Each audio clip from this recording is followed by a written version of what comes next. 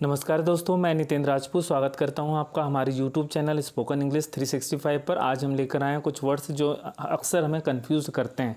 When we want to speak English sometimes we get confused which one is the correct word. So don't get confuse, let's start our session of confusing words. ये हमारी second episode है। चलिए, पहला word है दोस्तों magnet. Magnet मतलब होता है, देखा होगा आपने साइंस का, एक जो मेटल होती है मैग्नेट उसे कहते हैं, जो क्या करता है जैसे सेम साइड्स अट्रैक्ट, जिसके सेम साइड्स अट्रैक्ट होते हैं और अपोजिट साइड क्या होते हैं एक दूसरे को क्या करते हैं पुश करते हैं। मतलब आप दोनों को जब एक साथ लाते हैं नॉर्थ और नॉर्थ डायरेक्शन को, तो वो एक दूसरे को क्या करते हैं अट्रैक्शन होता है और एक रिपल्सन होता है। तो एक दूसरे सेम साइड जो है वो रिपल्सन होगा और अपोजिट साइड में क्या होगा अट्रैक्शन होगा। दूसरा जो वर्ड है दोस्तों मैग्नेट, उसका मतलब होता है पावरफुल और इन्फ्लुएंशियल पर्सन। मतलब जो बहुत पावरफुल है, स्पेशली बिजनेस और इंडस्ट्री के क्षेत्र में। जैसे Mukesh Ambani is a magnet, business magnet, ऐसा यूज़ कर सकते हैं।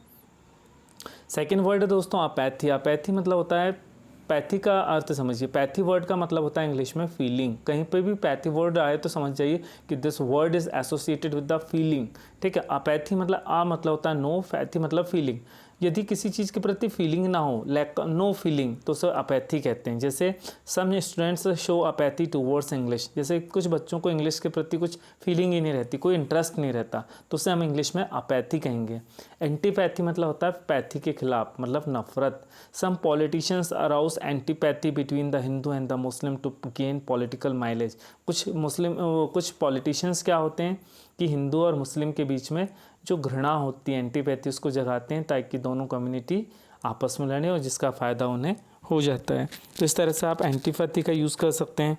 उसके बाद नेक्स्ट जो वर्ड है दोस्तों वो अर्दन है। अर्दन मतलब होता है मिट्टी का बना हुआ। ठीक है, जैसे on the eve of Deepawali we light earthen lamps, मतलब मिट्टी के दिए जलाते हैं।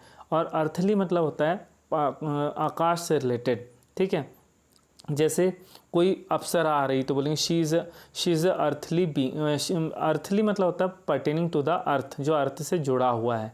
जैसे वी आर अर्थली बीइंग, जैसे हम सांसारिक प्राणी हैं, we are earthly being. We are running after earthly pleasure, हम जो है अर्थली प्लेजर मतलब सांसारिक प्लेजर, खुशियों के पीछे भाग रहे हैं, तो हम बोलेंगे we are running after earthly pleasure. Next word है आपका एमिनेंट। एमिनेंट मतलब होता है फेमस। ठीक है, जैसे Sachin Tendulkar played an eminent innings, मतलब सचिन तेंदुलकर ने एक एमिनेंट इनिंग्स खेली, तो आप इस तरह बना सकते हैं। ठीक है, Amitabh Bachchan is an eminent actor, Amitabh Bachchan एक एमिनेंट एक्टर है। इमिनेंट का मतलब जो फ्यूचर में होने वाला है, जैसे your death is imminent, a new world is imminent, मतलब एक नई दुनिया बनने वाली है। कोरोना के बाद जो दुनिया होगी इस दुनिया से सबसे अलग होगी, तो हम कहेंगे a new world is imminent, मतलब एक नया वर्ल्ड बनने वाला है, आने वाला है।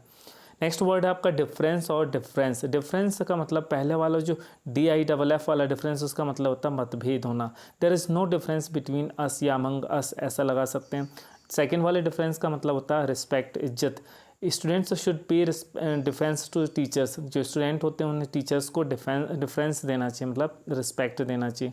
पहला वर्ड है आपका एनवलप और दूसरा वर्ड है एनवलप। पहले एनवलप का मतलब होता है नाउन, जिसमें आप लेटर लिखकर उसमें अंदर डालते हैं, जिसके उसे बोलते हैं एनवलप। और एनवलप मतलब भी क्या होता है, एनवलप एक वर्ब भी है। एनवलप का मतलब होता है घेरना, जैसे कोहरे ने पूरे शहर को घेर लिया है या अपने अंदर समा लिया है। Fog enveloped the, fog has ऐसा भी बना सकते हैं, fog enveloped the whole city. Fog ने पूरे शहर को लिफाफे में जैसा पैक हो जाती है ना अपना लेटर लिफाफा, वैसे ही शहर को पैक कर दिया, तो fog enveloped the whole city, ऐसा बना सकते हैं। लूज़ मतलब होता है खोना, I don't want to lose you. और नेक्स्ट जो लूज़ लिखा है उसका मतलब होता है खुला, चिल्लर। जैसे I don't want, do you have 100 rupees loose, क्या तुम्हारे पास 100 का चिल्लर है, 100 का खुला है। I don't to eat loose oil, मैं खुला ऑयल नहीं खाता हूँ, इस तरह से यूज़ कर सकते हैं आप। नेक्स्ट जो वर्ड है दोस्तों वो है लेटर और लेटर। लेटर मतलब होता है कि बाद में, जैसे I will call you later, मैं तुम्हें बाद में कॉल करूँगा। और लेटर मतलब होता है LETT, लेटर का मतलब होता है सेकेंड इन पोजीशन। दो चीज़ दी गई हैं, दूसरे में से जो सेकेंड पोजीशन का उसे हम लेटर कहते हैं। I told her about 2 plans, मैंने उसे 2 प्लान्स बताए। And she preferred the latter, मतलब उसने सेकेंड वाले को चूज़ किया। डिवाइस मतलब होता है दोस्तों, डिवाइस मतलब कोई तरीका, कोई टूल, कोई मतलब एक युक्ति कहते हैं जिसे हिंदी में डिवाइस। जैसे कोई आप क्या कर रहे हैं, मैं mobile is also a device through which we can talk to you, जिससे अब मैं तुमसे बात कर सकता हूँ, मैं आपसे बात कर सकता हूँ। तो सर डिवाइस क्या है? Device is also an electronic. जैसे कंप्यूटर क्या है? Computer is an electronic device, computer एक इलेक्ट्रॉनिक डिवाइस है। Mobile is also a device. ठीक है, नेक्स्ट जो नीचे लिखा है डिवाइस है, डिवाइस एक वर्ब होती है, मतलब बनाना। जैसे जैसे बोलते हैं कि politician scientist have devised a new technique to test corona को टेस्ट करने के लिए साइंटिस्ट ने एक नई तकनीक बनाई है, तो उसके लिए डिवाइस यूज़ कर सकते हैं। I have devised this new technique to make student understand, मैंने बच्चों को पढ़ाने के लिए एक नई टेक्निक बनाई है, नई टेक्निक विकसित की है, तो उसके लिए डिवाइस लगा सकते हैं। वोट कैचिंग डिवाइस मतलब होता है वोट इकट्ठा करने का तरीका। जैसे अपन को बोलना है ये तो वोट इकट्ठा करने का तरीका, it's a vote catching device. ठीक है, इसके बाद नेक्स्ट जो वर्ड है दोस्तों वो है बिसाइड। और बिसाइड मतलब होता है close to. There is a temple beside to my house, मेरे घर के बाजू में एक टेम्पल है। बिसाइड्स मतलब होता है इसके अलावा। जैसे I know Hindi besides English, मतलब मैं हिंदी भी जानता हूँ इंग्लिश के अलावा। ठीक है, तो उसके लिए बिसाइड्स मतलब होता है किसी चीज़ को ऐड करना है। जैसे I like T besides coffee, मतलब मुझे टी तो पसंद है लेकिन टी के अलावा मुझे कॉफ़ी भी पसंद है, तो आप ऐसा यूज़ कर सकते हैं। तो इसके साथ आज का सेशन खत्म होता है दोस्तों। Good day, good luck, take good care of yourself.